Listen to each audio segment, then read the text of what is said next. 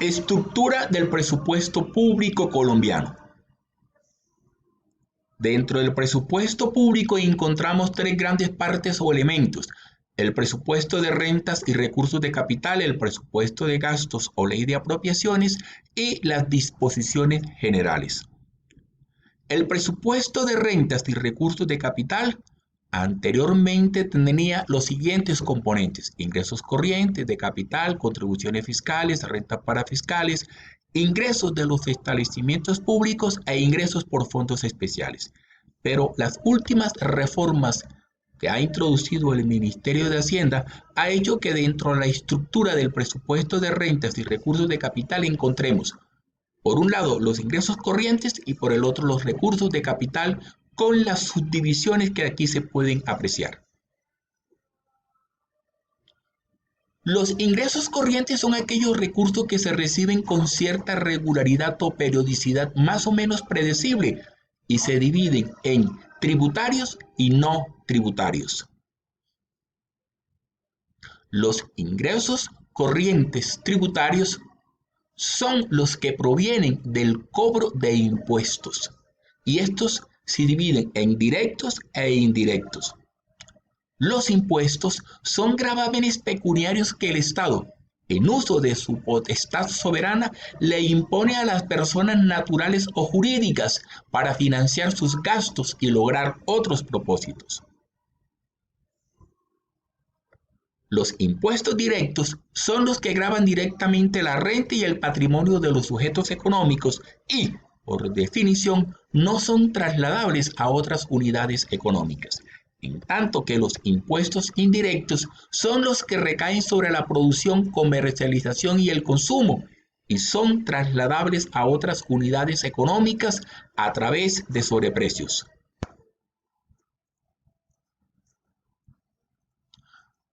Los principales impuestos del nivel nacional son el de renta, con sus componentes básico y complementarios; al valor agregado con sus componentes interno y externo; a las importaciones con su componente al valor agregado y gravamen arancelario. Este componente al valor agregado es el mismo que tenemos clasificado en la parte de arriba. Y encontramos otros impuestos menores como el simple consumo, consumo de bolsa, consumo de cannabis. En el caso de nivel departamental son muchos los impuestos que también encontramos en este nivel. Y la mayoría tiene una característica en común y es que gravan los vicios. Así encontramos el impuesto a los cigarrillos y tabaco elaborado, consumo de licores, cervezas, sifones y refajos. Los municipios también tienen una gran cantidad de impuestos, pero los más importantes son el predial unificado y el de industria y comercio. Los demás no son muy representativos. Para el caso del nivel nacional, podríamos decir que son directos el impuesto a la renta y complementarios. En los departamentos, los impuestos a los vehículos, premios de lotería, registro. En los municipios, el impuesto predial y de alineación urbana. Los demás los podríamos clasificar como impuestos indirectos. Los ingresos corrientes no tributarios son aquellos que se reciben también con cierta regularidad proveniente de variados conceptos. El Manual de Clasificación Presupuestal dice que son ingresos corrientes que por ley no están definidos como impuestos. Las contribuciones. Anteriormente existieron las rentas parafiscales y las contribuciones fiscales. Las primeras se definían como pagos obligatorios que hacía un sector económico y social en beneficio de ese mismo sector e incluía los aportes al SENA, bienestar familiar, ESAP, cajas de compensación familiar. En tanto que a las contribuciones fiscales se les definía como aquellas generadas por obras de infraestructura o decisiones urbanísticas que incrementaban el valor de la propiedad inmueble aledaña. Se incluían dentro de ellas la valorización y la plusvalía urbanística. Estos dos conceptos más otros más se han agrupado dentro del concepto genérico de contribuciones.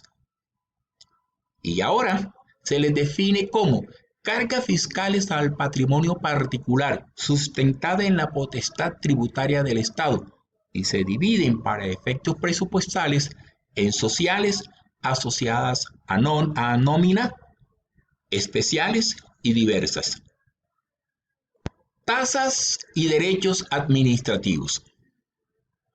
Provienen del cobro, y subrayo, autorizado por ley por la prestación de un servicio público individualizado y específico, así como de las funciones regulatorias que realizan algunos entes públicos.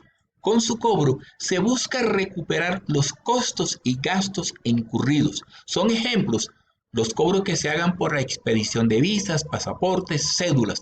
Ahora, si este servicio no ha sido autorizado por la ley, entonces se registrará como venta de servicios. Multas, sanciones e intereses. Las multas son entendidas como penalidades pecuniarias por incumplir un mandato legal y cuya finalidad es prevenir comportamientos considerados indeseables. Se incluyen las infracciones, comparendos, sanciones tributarias, aduaneras, cambiarias, disciplinarias. Los derechos económicos por el uso de recursos naturales. Son ingresos generados como contraprestaciones económicas por poner activos no producidos a disposición de otros para su uso en un proceso productivo, como también en algunos casos algunas creaciones de la sociedad. Los activos no producidos son los que nos proporciona la naturaleza, en donde el hombre poca o ninguna intervención ha tenido. Incluimos la tierra, yacimientos, peces, floras, derechos económicos por el uso del suelo, entre otros conceptos. Uno de los conceptos más importantes de los derechos por el uso de los recursos naturales son las regalías. Las mismas se generan por la explotación de un recurso natural no renovable, tales como hidrocarburos, carbón, níquel, hierro, cobre, oro, entre otros.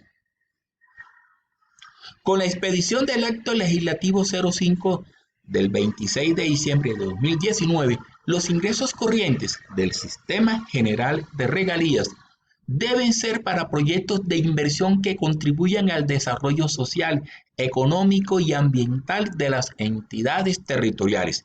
En adelante, la distribución será así: 20% para departamentos y municipios productores y municipios portuarios, 15% para los municipios más pobres del país, 34% para proyectos de inversión regional de departamentos y municipios con necesidades básicas insatisfechas, 1% para protección de áreas ambientales, 10% para ciencia, tecnología e innovación, 2% para funcionamiento y operatividad del sistema, 1% para operatividad del sistema de seguimiento, evaluación y control, y el restante 17% para cubrir el pasivo pensional y ahorro para la estabilización. Venta de bienes y de servicios. Son ingresos obtenidos por la venta, obviamente, de bienes y de servicios. Se diferencian de las tasas en que no requiere de autorización legal. Se van a subdividir en venta de establecimiento de mercado y ventas incidentales de establecimiento de no mercado.